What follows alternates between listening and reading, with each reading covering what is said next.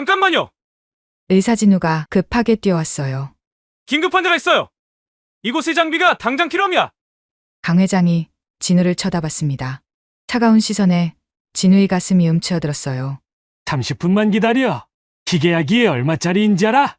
그의 목소리는 단호했어요. 제발 5분만이라도 부탁드립니다. 수백억이 걸린 일이야. 감당할 수 있겠어. 진우의 주먹이 떨렸습니다. 환자의 생명이 달려있잖아요. 그래서 30분만 기다리라는 거잖아. 그렇게 차갑게 말하고는 처치실로 들어갔어요. 문이 쾅 닫히는 소리가 응급실에 울렸습니다. 그때 간호사가 다급하게 뛰어왔습니다. 선생님, 환자 상태가 안 좋아요. 의식 수준이 계속 떨어지고 있어요. 진우의 안에서 뭔가가 툭하고 끊어졌습니다. 긴급한 환자 앞에 어이없는 장면이 벌어지고 있습니다. 이 위기의 상황은 앞으로 어떻게 되는 걸까요? 구독과 좋아요 눌러주시고 끝까지 함께 해주세요. 시작하겠습니다. 오후 4시 서울대학병원 응급실. 형광등불빛이 하얗게 내리쬐는 복도를 진우가 걸어갔습니다. 발걸음은 느렸지만 어깨는 무거웠어요. 아침부터 이어진 수술이 겨우 끝났습니다. 진우는 의사 가운 주머니에 손을 넣고 잠시 멈춰섰습니다. 복도 창문 너머로 보이는 하늘은 맑았지만 왠지 모르게 가슴이 답답했어요. 또 그러고 있네요. 뒤에서 들려온 목소리에 진우가 돌아봤습니다. 서연이 차트를 들고 서 있었어요. 10년째 함께 일하는 수간호사였죠. 잠깐 숨 좀 돌리려고요. 진우가 희미하게 웃었습니다. 오늘 아침 교통사고 환자 수술 잘 끝났다면서요? 다들 대단하다고 난리예요. 서연이 목소리에는 안도감이 묻어 있었습니다. 운이 좋았어요. 조금만 늦었으면. 진우는 말끝을 흐렸습니다. 12년 차 의사가 되어도 생과 사의 갈림길에선 환자를 볼 때마다 가슴이 철렁했어요. 두 사람은 나란히 걸으며 응급실로 향했습니다. 자동문이 열리자 특유의 소독약 냄새가 코끝을 찔렀어요. 응급실은 언제나처럼 분주했습니다. 간호사들이 환자들 사이를 바쁘게 오가고 의료기기에서는 규칙적인 신호음이 울렸어요. 누군가는 신음하고 누군가는 울고 있었죠. 김 간호사, 3번 침대 환자분 링거 교체했어요? 서연이 팀원에게 물었습니다. 네, 방금 했습니다. 혈압도 안정적이에요. 진우는 차트를 들고 환자들을 돌아보기 시작했어요. 하나하나 꼼꼼히 확인하는 그의 이마에는 땀방울이 맺혔습니다. 잠시 후 휴게실에서 진우와 서연이 커피를 마시며 앉아 있었어요. 박 선생님은 왜 응급의학과를 선택했어요?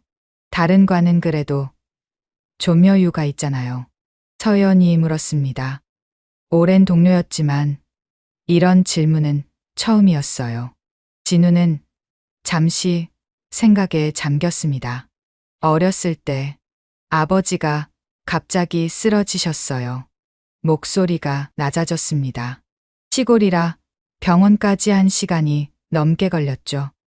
응급실에 도착했을 때는 이미 진우의 눈빛이 흔들렸어요. 그때 생각했어요. 누군가의 마지막 희망이 되는 의사가 되고 싶다고. 서연은 조용히 고개를 끄덕였습니다. 그녀도 비슷한 이유로 이곳에 있었으니까요. 최수 간호사님은요? 저는 동생을 잃었어요. 교통사고로요. 서연이 목소리에 슬픔이 배어 있었습니다. 그때 응급실 간호사분들이 정말 최선을 다해 주셨어요. 결국 떠났지만 그분들 덕분에 마지막 인사라도 할 수 있었죠. 두 사람 사이에 무거운 침묵이 흘렀습니다. 각자의 아픔이 그들을 이곳으로 이끌었고 그 아픔이 다시 누군가를 살리는 힘이 되었습니다. 그래도 가끔은 너무 힘들어요. 서연이 한숨을 내쉬었어요.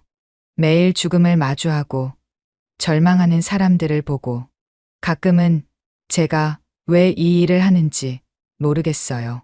진우가 고개를 끄덕였습니다. 저도 그래요. 하지만 그가 창밖을 바라봤어요. 오늘 아침 그 환자처럼 살릴 수 있는 생명이 있다는 게 우리가 계속하는 이유 아닐까요? 서연이 작게 웃었습니다. 맞아요. 한 명이라도 더 살릴 수 있다면. 그때 응급실 문이 벌컥 열렸습니다. 선생님, 수간호사님, 큰일 났어요. 젊은 간호사가 헐떡이며 뛰어들어왔어요. 얼굴이 하얗게 질려 있었습니다. 진우와 서연이 동시에 일어났습니다. 무슨 일이에요? 방금 119에서 연락이 왔는데요. 대형 교통사고가 났대요. 중상자가 여러 명이라고. 순간 응급실 전체가 긴장으로 가득 찼습니다. 진우의 손이 떨렸어요. 하지만 곧 주먹을 꽉 쥐었습니다. 준비하세요. 모든 의료진 소집하고 수술실도 대기시켜요. 목소리는 차분했지만 눈빛은 날카로웠어요. 서연도 재빨리 움직이기 시작했습니다. 김 간호사는 약품 준비, 이 간호사는 장비 점검, 빨리 움직여요.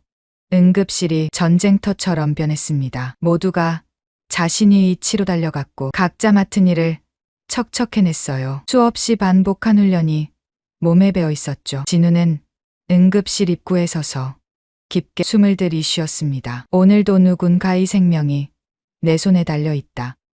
무거운 책임감이 어깨를 짓눌렀지만 동시에 사명감이 가슴을 뜨겁게 했어요. 박 선생님, 서연이 옆에 섰습니다. 걱정 마세요. 우리가 있잖아요. 진우가 고개를 끄덕였어요. 혼자가 아니었습니다. 믿을 수 있는 동료들이 있었죠. 멀리서 구급차 사이렌 소리가 들려오기 시작했습니다. 점점 가까워지는 소리에 모두의 심장이 빠르게 뛰었어요. 다들 준비됐나요? 진우가 큰 소리로 물었습니다. 예. 의료진들의 대답이 하나로 울렸어요. 그때였습니다. 아, 오늘은 정말 조용하네요. 서연이 무심코 말했어요. 구급차가 오고 있었지만 평소보다는 환자가 적은 편이었죠. 진우의 표정이 굳었습니다. 최수 간호사님, 예.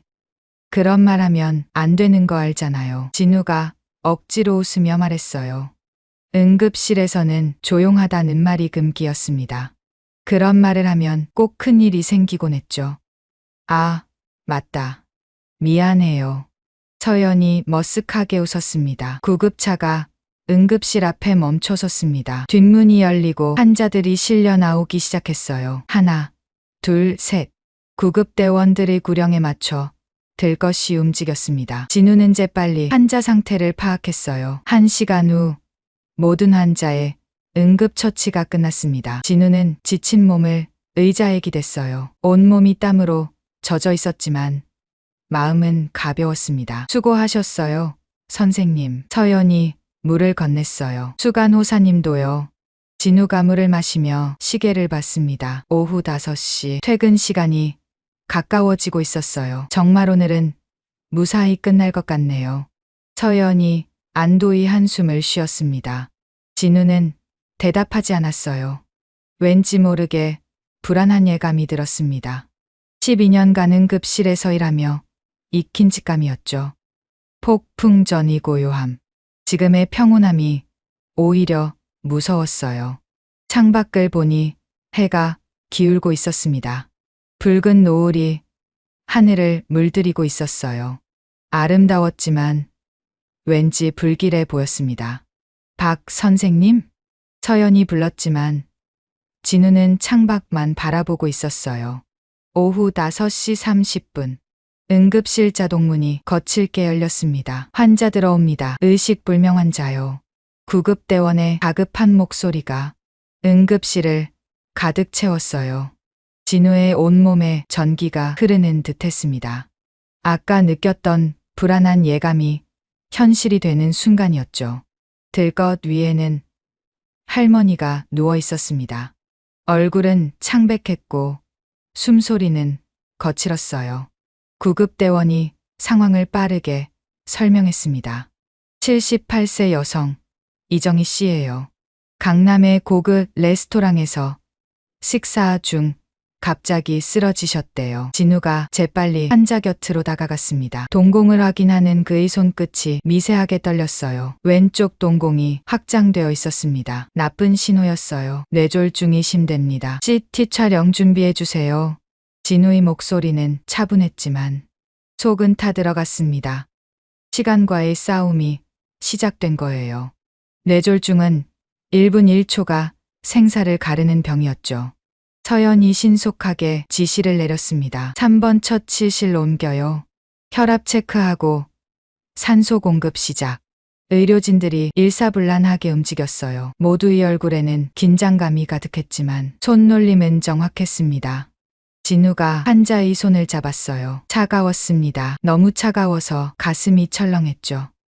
할머니, 들리세요? 제 목소리가 들리면 손을 꽉 잡아보세요.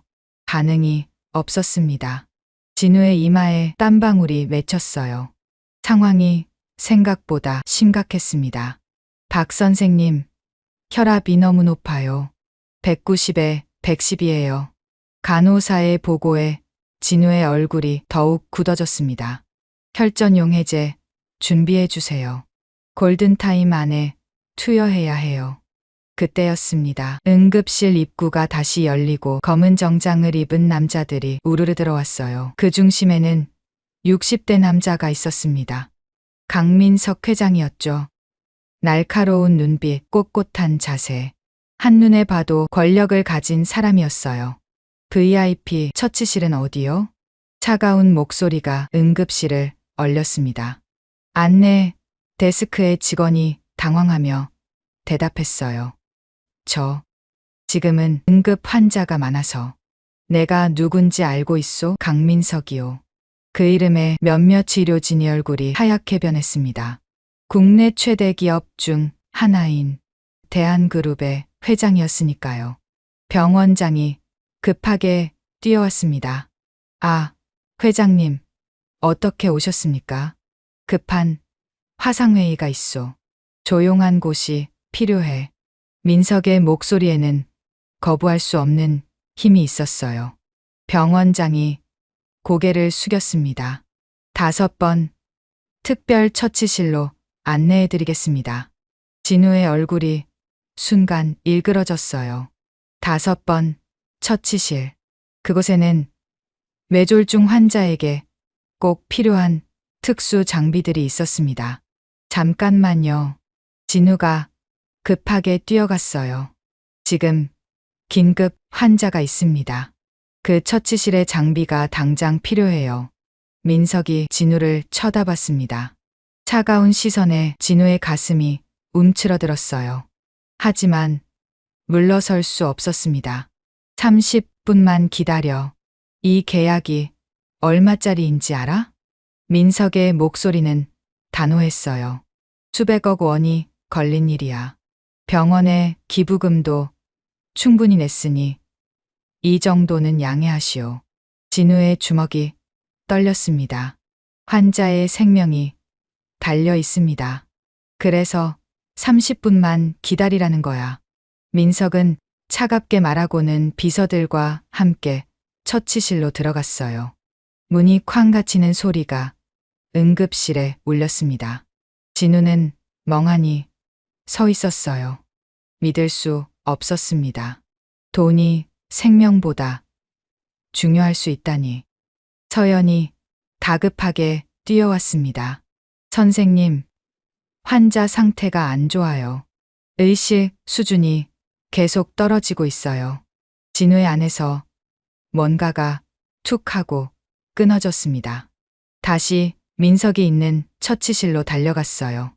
문을 두드렸지만 아무 대답이 없었습니다. 제발요. 10분만, 아니 5분만이라도. 진우의 목소리에는 절박함이 묻어났어요. 문이 살짝 열리고 비서가 얼굴을 내밀었습니다. 회장님께서 방해하지 말라고 하십니다. 사람이 죽을 수도 있어요. 그건 당신들이 해결할 문제 아닙니까? 문이 다시 닫혔습니다. 진우의 다리에 힘이 풀렸어요. 무력감이 온몸을 짓눌렀습니다. 의사로서 할 수 있는 게 아무것도 없다는 사실이 가슴을 찢어 놓았어요. 응급실로 돌아온 진우의 얼굴은 창백했습니다. 다른 방법을 찾아야 해요. 목소리가 떨렸어요. 서연이 진우의 어깨를 잡았습니다. 2층 수술실에도 비슷한 장비가 있어요. 하지만 환자를 그렇게 먼 거리를 옮기는 건 너무 위험해요. 진우는 알고 있었습니다. 뇌졸중 환자를 함부로 움직이면 상태가 급격히 나빠질 수 있다는 것을. 하지만 선택의 여지가 없었어요. 그래도 해야 해요. 이대로 두면 말을 끝내지 못했습니다. 이대로 두면 할머니는 죽을 거예요. 그것만은 막아야 했습니다.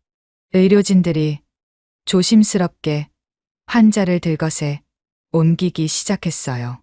할머니의 얼굴은 점점 더 창백해져 갔습니다.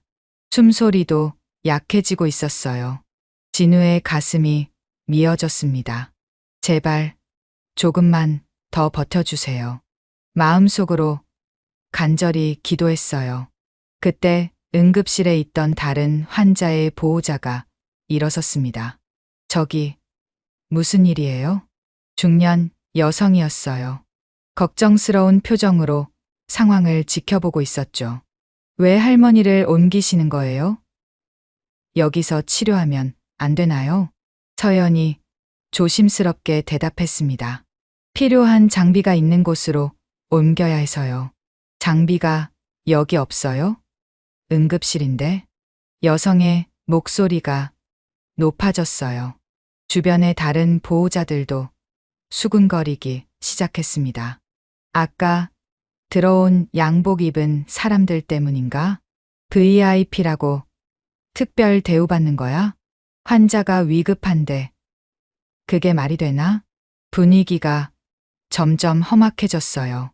진우는 상황을 진정시키려 했지만 마음 한편으로는 그들의 분노가 이해됐습니다. 생명 앞에서는 모두가 평등해야 하는데 현실은 그렇지 않았으니까요. 들것이 엘리베이터 앞에 도착했을 때였습니다. 선생님, 환자가 간호사의 다급한 외침에 진우가 돌아봤어요. 할머니의 얼굴이 파랗게 변하고 있었습니다. 안 돼. 진우가 소리쳤어요. 심장이 멈춘 듯 숨이 막혔습니다. 눈앞이 하얗게 변했어요. 아니, 이럴 수는 없었습니다. 아직 할 수 있는 게 있을 텐데. 하지만 현실은 잔인했어요. 돈과 권력이 생명보다 우선시되는 이곳에서 진우가 할 수 있는 일은 너무나 적었습니다. 심폐소생술 시작. 진우의 외침이 응급실에 울려 퍼졌어요.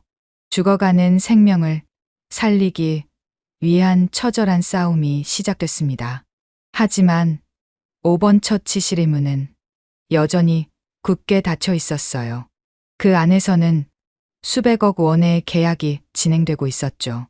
밖에서는 한 생명이 꺼져가고 있는데 말이에요. 심폐소생술이 시작됐습니다. 진우의 손이 할머니의 가슴을 규칙적으로 눌렀어요. 하나, 둘, 셋. 숫자를 세는 목소리가 떨렸습니다. 에피네프린 투여.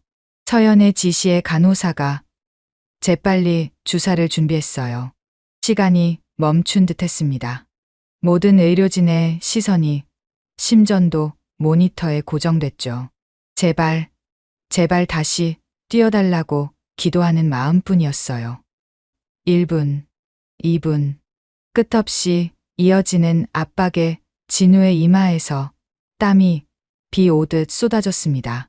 그때였어요. 박 선생님, 심장 리듬이 돌아왔어요. 간호사의 외침에 모두가 안도의 한숨을 내쉬었습니다. 하지만 진우는 알고 있었어요.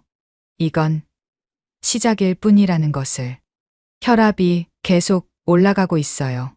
200이 넘었습니다. 서연의 목소리에 긴장감이 가득했어요. 동공 반응도 점점 나빠지고 있어요. 왼쪽이 완전히 확대됐습니다. 뇌출혈이 진행되고 있었습니다. 시간이 지날수록 뇌세포는 죽어가고 있었어요. 돌이킬 수 없는 손상이 일어나고 있었죠. 진우의 가슴이 찢어질 듯 아팠습니다. 제가 다시 가볼게요. 결심한 듯 일어섰어요. 서연이 진우의 팔을 잡았습니다. 선생님, 소용없을 거예요. 저런 사람들은 그래도 해야 해요. 진우의 눈빛이 단호했습니다. 의사로서, 아니, 인간으로서 할 수 있는 모든 걸 해야 해요. 다시 5번 처치실 앞에 섰습니다. 문을 두드리는 손이 떨렸어요. 거절당할 걸 알면서도 포기할 수 없었습니다. 문이 열렸어요. 민석이 짜증 섞인 표정으로 나왔습니다. 또 왔나? 차가운 목소리에 진우의 등골이 서늘해졌어요. 회장님, 정말 죄송하지만 죄송하면 끝인가? 민석이 진우를 위아래로 훑어봤습니다. 젊은 의사 양반, 세상이 어떻게 돌아가는지 모르는군. 진우의 주먹이 떨렸어요. 하지만 꾹 참았습니다. 지금은 자존심이 중요한 게 아니었으니까요. 무릎이라도 꿇을게요. 제발 10분만. 무릎? 민석이 코웃음을 쳤어요. 내가 이 병원에 얼마를 기부했는지 알아? 매년 수십억이야. 목소리가 점점 높아졌습니다. 그 돈으로 몇 명이나 살렸겠나? 한 명 때문에 난리치지 말고 다른 방법을 찾아봐. 진우의 안에서 뭔가가 부글부글 끓어올랐어요. 참고 또 참았던 분노가 목구멍까지 차올랐습니다. 생명은 돈으로 살 수 없습니다. 목소리가 떨렸어요. 민석의 표정이 차갑게 굳었습니다. 닥터, 현실을 모르는군. 이 세상에서 돈으로 안 되는 게 어디 있나? 있습니다. 진우가 소리쳤어요. 지금 죽어가는 할머니의 생명은 그 어떤 돈으로도 살 수 없어요. 순간 주변이 조용해졌습니다. 복도에 있던 사람들이 모두 이쪽을 바라봤어요. 간호사들, 환자들, 보호자들까지. 민석의 얼굴이 붉어졌습니다. 병원장을 불러. 이런 무례한 의사는 처음 봤어. 그리고는 문을 쾅 닫아버렸어요. 진우는 그 자리에 주저앉고 싶었습니다. 다리에 힘이 풀렸어요. 무력감이 온몸을 짓눌렀습니다. 의사가 뭐냐고. 생명을 살리는 사람이라고 배웠는데 지금 할 수 있는 게 아무것도 없었어요. 박 선생님. 뒤에서 들려온 목소리에 고개를 들었습니다. 병원장이 난처한 표정으로 서 있었어요. 일단 응급실로 돌아가세요. 제가 얘기해 보겠습니다. 하지만 진우는 알고 있었어요. 병원장도 민석 앞에서는 아무것도 할 수 없다는 것을. 응급실로 돌아오는 발걸음이 천근만근이었습니다. 선생님, 서연이 달려왔어요. 얼굴이 하얗게 질려 있었습니다. 환자 상태가 말을 끝내지 못했어요. 진우가 급히 할머니에게 달려갔습니다. 호흡이 불규칙해지고 있었어요. 가슴이 헐떡거렸고 입술은 파랗게 변해가고 있었죠. 산소 농도 올려. 진우가 외쳤어요. 하지만 이미 최대치였습니다. 2층으로 옮기는 것도 이제는. 서연의 목소리가 작아졌어요. 너무 위험해요. 조금만 움직여도. 진우는 알고 있었습니다. 이제는 정말 방법이 없다는 것을. 그때 응급실이 술렁이기 시작했어요. 저 할머니 불쌍해서 어떡해.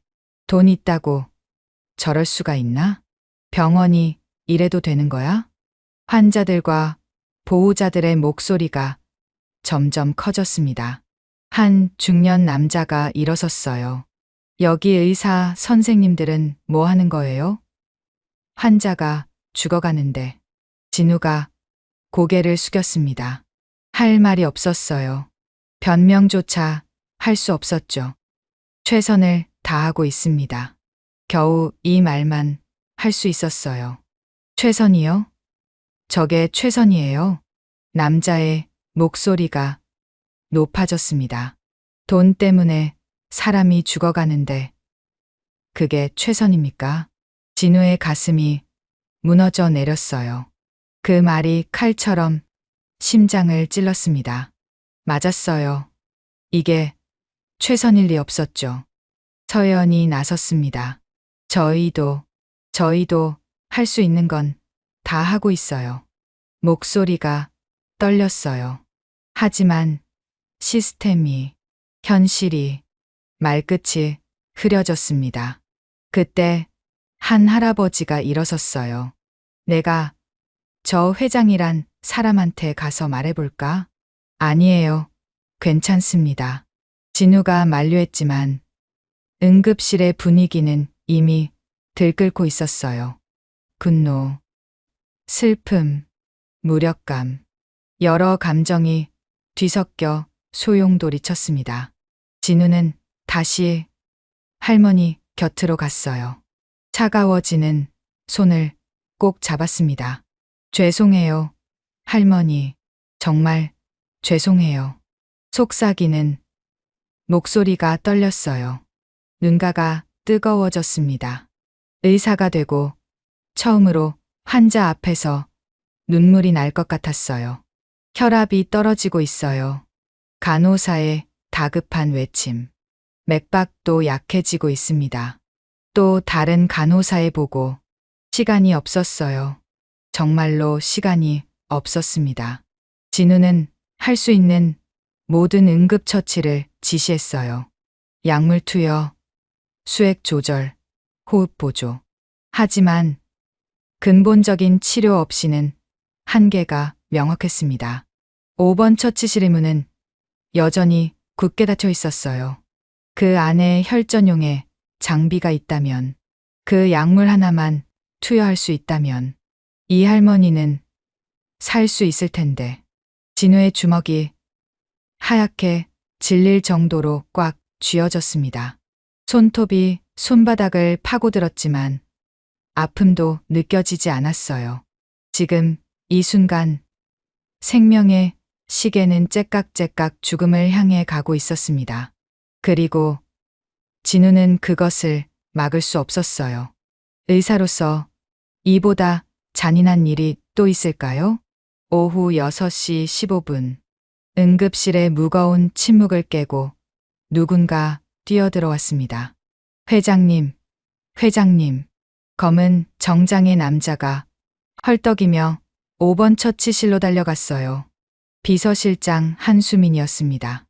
얼굴은 땀으로 범벅이었고 평소의 차분함은 온데간데 없었죠. 처치실 문이 거칠게 열렸습니다. 무슨 일이야? 민석의 날카로운 목소리가 복도까지 들렸어요. 어머님이 병원에 실려오셨습니다. 수민의 떨리는 목소리에 순간 정적이 흘렀습니다. 뭐, 어느 병원? 바로 여기. 이 병원 응급실입니다. 진우의 가슴이 철렁했어요.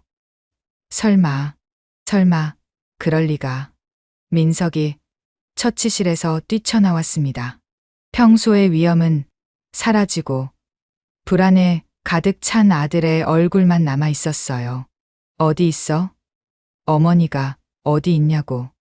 수민이 떨리는 손으로 응급실을 가리켰습니다. 강남의 그 레스토랑에서 1시간 전에 쓰러지셨다고. 민석의 얼굴이 하얗게 변했어요. 1시간 전, 바로 자신이 이곳에 도착했을 때였습니다. 달리기 시작했어요. 구두 소리가 복도에 크게 울렸습니다. 화상회의고 계약이고 모두 잊어버린 채 뛰었죠. 응급실에 도착한 민석이 멈춰 섰습니다. 의료진들의 둘러싸인 침대, 거기 누워있는 사람을 보는 순간 민석의 다리가 휘청거렸어요. 어머니? 믿을 수 없다는 듯 중얼거렸습니다. 진우가 천천히 다가갔어요. 무거운 발걸음이었습니다. 해야 할 말이 목구멍에 걸려 있었죠. 강 회장님. 목소리가 낮고 무거웠어요. 15분 전에 호흡 정지가 왔습니다. 민석의 눈동자가 흔들렸습니다. 뭐라고? 최선을 다했지만 진우의 목소리가 떨렸어요. 혈전 용해제를 제때 투여했다면 가능성이 있었습니다. 하지만 더 이상 말을 잇지 못했습니다. 민석이 비틀거리며 어머니에게 다가갔어요. 떨리는 손으로 차가운 손을 잡았습니다. 어머니, 목소리가 갈라졌어요. 어머니, 저예요. 민석이에요. 대답이 없었습니다. 평소에 그토록 따뜻했던 손은 차갑기만 했어요. 일어나세요. 제발. 민석의 어깨가 떨리기 시작했습니다. 어머니, 미안해요. 제가 무릎이 꺾였어요. 그 거만했던 대기업 회장이 바닥에 주저앉았습니다. 제가 어머니를 죽였어요. 처절한 외침이 응급실을 가득 채웠어요. 주변의 모든 사람이 숨을 죽였습니다. 분노했던 보호자들도, 바쁘게 움직이던 의료진들도 모두가 이 비극적인 광경을 말없이 지켜봤어요. 서연이 진우의 팔을 가볍게 잡았습니다. 눈빛에는 복잡한 감정이 담겨 있었어요. 안타까움과 씁쓸함이 뒤섞여 있었죠. 민석이 어머니의 손을 자신의 이마에 대고 흐느꼈습니다. 어머니가 아프다고 하셨는데, 바쁘다고, 돈 벌어야 한다고. 목소리가 끊어졌어요. 마지막으로 언제 식사를 같이 했는지도 기억이 안 나요. 눈물이 멈추지 않았습니다. 그 모습을 보는 진우의 가슴도 아팠어요. 의사로서 원망스러웠지만 한 인간으로서는 그의 슬픔이 느껴졌습니다. 어머니는 항상 말씀하셨어요. 민석이 흐느끼며 말했습니다. 돈보다 중요한 게 있다고. 사람이 먼저라고. 주먹으로 바닥을 쳤어요. 제가 무시했어요. 돈이 전부인 줄 알았어요. 피가 나도록 바닥을 치는 그를 아무도 말리지 않았습니다. 병원장이 조용히 다가왔어요. 하지만 할 수 있는 말이 없었죠. 위로의 말조차 공허하게 느껴질 뿐이었습니다. 30분. 민석이 중얼거렸어요. 고작 30분을 기다리라고 했어요. 그 30분이 목소리가 부서졌습니다. 어머니의 마지막 30분이었는데 수민이 회장 옆에 무릎을 꿇었어요. 평소 냉정했던 비서의 눈에도 눈물이 고여 있었습니다. 회장님, 가세요. 민석이 고개를 들었어요. 눈은 충혈되어 있었고 얼굴은 눈물로 얼룩져 있었습니다. 모두 가세요. 저를 내버려 두세요. 진우가 한 발 물러섰습니다. 이 순간 그는 거대 기업의 회장이 아니었어요. 그저 어머니를 잃은 한 아들일 뿐이었습니다. 응급실의 다른 환자들과 보호자들이 수근거렸어요. 자기가 막아서 인과응보라고 해야 하나. 하지만 그 목소리에는 분노보다는 안타까움이 더 많이 묻어 있었습니다. 누구도 이런 비극을 원하지 않았으니까요. 진우는 차트를 손에 들고 멍하니 서 있었어요. 의료 기록에는 차갑게 적혀 있었습니다. 오후 5시 30분 도착. 급성 뇌졸중. 혈전용해. 치료 필요. 오후 6시. 호흡정지. 오후 6시 05분. 사망 선고. 단 30분. 그 짧은 시간이 한 생명을 갈라놓았어요. 민석이 어머니의 얼굴을 쓰다듬었습니다. 어머니, 추우시죠? 제가 따뜻하게 해드릴게요. 자신의 재킷을 벗어 어머니에게 덮어드렸어요. 그 모습이 너무나 애처로워서 지켜보던 한 간호사가 고개를 돌렸습니다. 돈이 뭐라고. 민석의 독백이 이어졌어요. 권력이 뭐라고. 이렇게 되고 나니 아무것도 아니네요. 텅 빈 웃음이 새어 나왔습니다. 미친 사람처럼 웃다가 다시 울었어요. 그 모습이 처참했습니다. 진우는 조용히 응급실을 빠져나왔어요. 복도에 기대어 서서 깊은 한숨을 내쉬었습니다. 가슴이 먹먹했어요. 의사로서 생명을 구하지 못한 죄책감, 그리고 이런 비극을 막을 수 없었던 무력감, 모든 것이 뒤엉켜 마음을 짓눌렀습니다.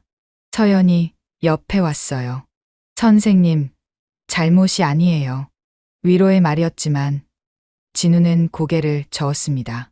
알아요. 하지만 말끝을 흐렸어요.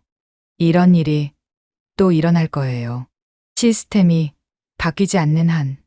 두 사람은 말없이 서 있었습니다. 응급실 안에서는 여전히 민석의 울음소리가 들렸어요. 돈과 권력으로도 돌이킬 수 없는 것. 그것을 가장 잔인한 방법으로 배운 한 남자의 통곡이었습니다. 일주일 후 아침 뉴스가 전국을 뒤흔들었습니다. 충격적인 소식입니다. 대한그룹 강민석 회장이 병원 응급실을 점거해 자신의 어머니 치료를 방해한 사실이 밝혀졌습니다. 진우는 휴게실에서 뉴스를 보고 있었어요. 화면에는 그날의 CCTV 영상이 흐릿하게 나왔습니다.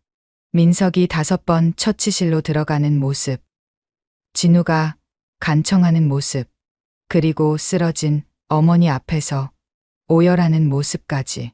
이 사건으로 의료계는, 물론 사회 전체가 큰 충격에 빠졌습니다. 서연이 커피를 들고 들어왔어요. 전국이 난리예요. 인터넷도 이 얘기로 도배됐고요. 진우는 한숨을 내쉬었습니다. 이렇게까지 커질 줄은. 당연하죠. 권력자의 오만이 만든 비극이잖아요. 서연의 목소리에는 여전히 분노가 남아 있었어요. 그때 병원장이 들어왔습니다. 얼굴에는 복잡한 감정이 묻어 있었어요.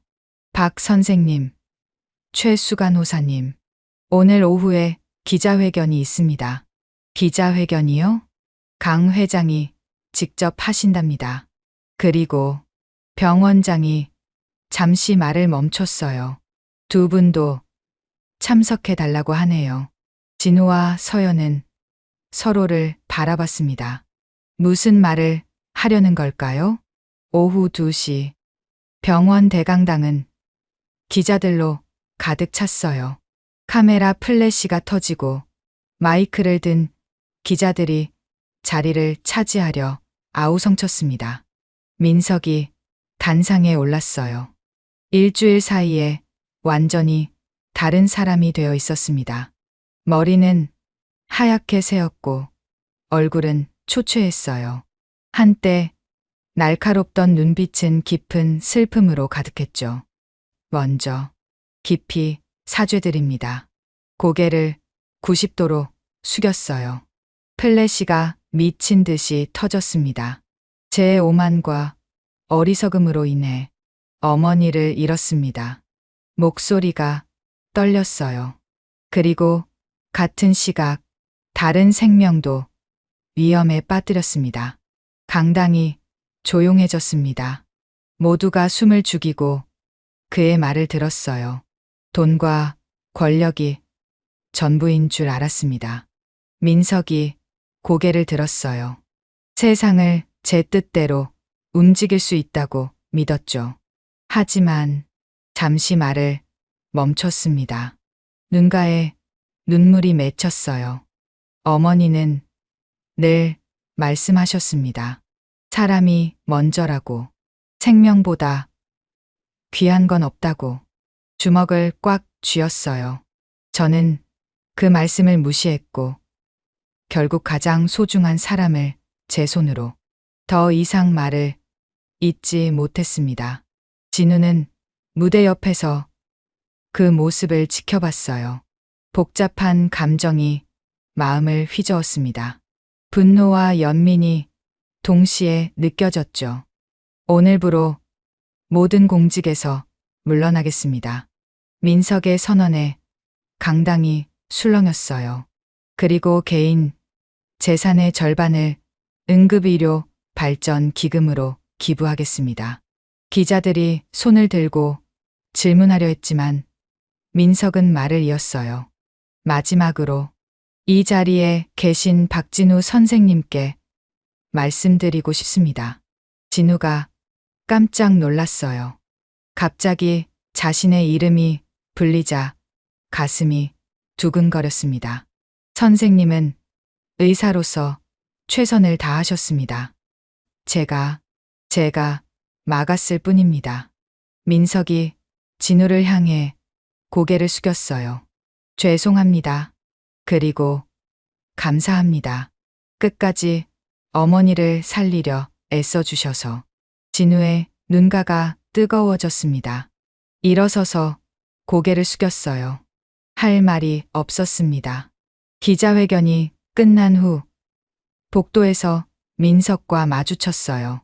박 선생님, 민석이 다가왔습니다. 제가 한 짓은 용서받을 수 없어요. 하지만 떨리는 손으로 봉투를 내밀었어요. 이건 어머니가 평소에 쓰시던 수첩입니다. 선생님께 드리고 싶어요. 진우가 조심스럽게 받았습니다. 왜 제게? 읽어보시면 알 거예요. 민석은 쓸쓸하게 웃고는 돌아섰습니다. 구부정한 등이 한없이 작아 보였어요. 진우는 수첩을 열었습니다. 떨리는 손으로 한 장 한 장 넘겼어요. 오늘 병원에 갔다. 의사 선생님이 참 친절하셨다. 아들이 의사였으면 좋았을 텐데. 가슴이 먹먹해졌습니다. 민석이가 오늘도 못 온다고 했다. 바쁜 건 알지만 얼굴 한번 보고 싶다. 요즘 가슴이 자주 아프다. 민석이에게는 말하지 말아야지. 걱정할 테니까. 마지막 페이지였어요.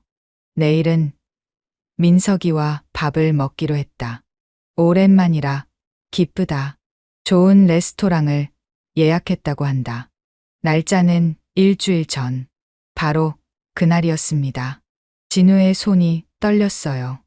어머니는 아들과의 만남을 그토록 기다렸는데 그 자리에서 쓰러졌고 아들은 바로 옆에 있으면서도 박 선생님, 서연이 옆에 왔어요. 괜찮으세요? 진우는 고개를 저었습니다. 아니요. 하나도 안 괜찮아요. 목소리가 갈라졌어요. 이런 비극이 또 일어나면 안 돼요. 절대로. 두 사람은 결심했습니다. 변화를 만들어야 한다고.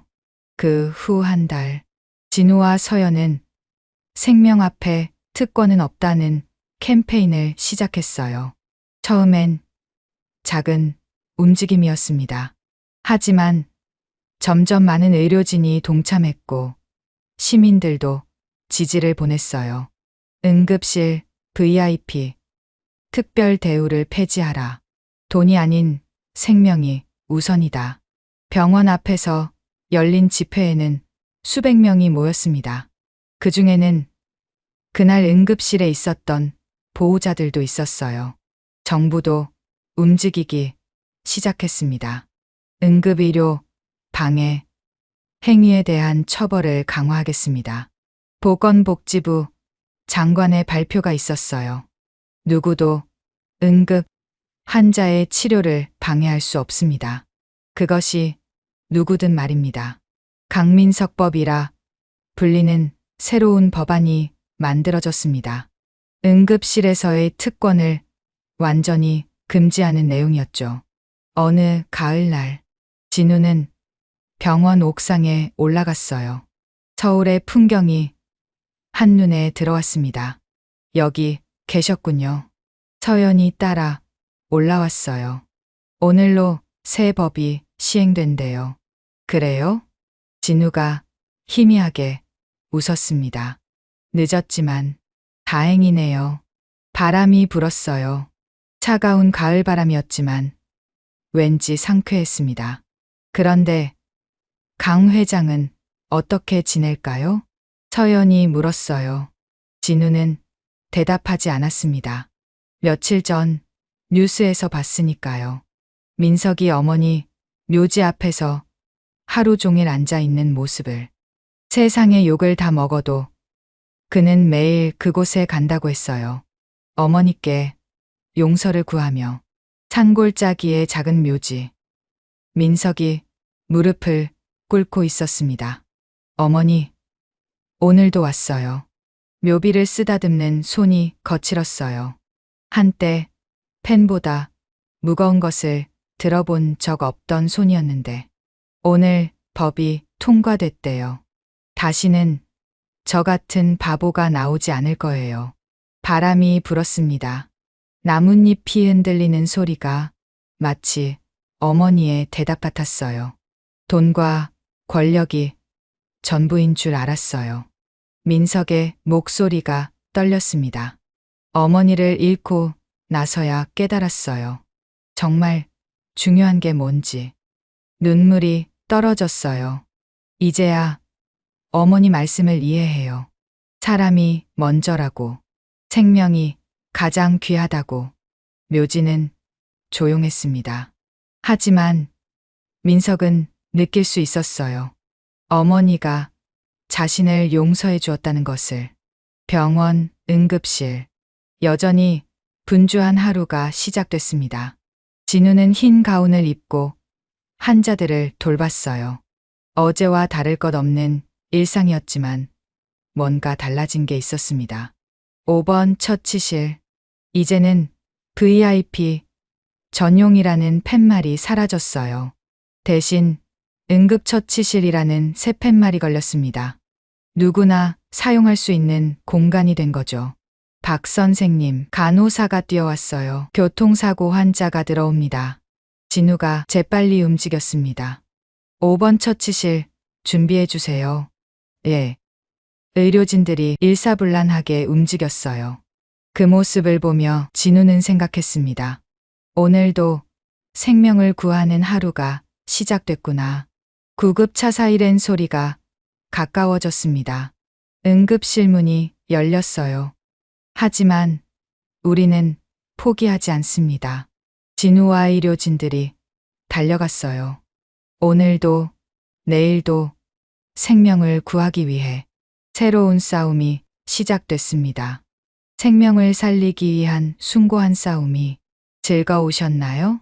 사람 한 명을 살리기 위해 지금도 수고하고 있는 의료진들에게 고마움이 커집니다. 그리고 강 회장을 보면서 오늘 하루 지나가는 순간순간이 후회가 없도록 주변에 귀를 기울여 보는 것도 좋을 것 같습니다. 마지막으로 구독과 좋아요 부탁드립니다. 영상 제작에 힘이 됩니다. 다음에 더 좋은 사연으로 찾아뵙겠습니다. 감사합니다.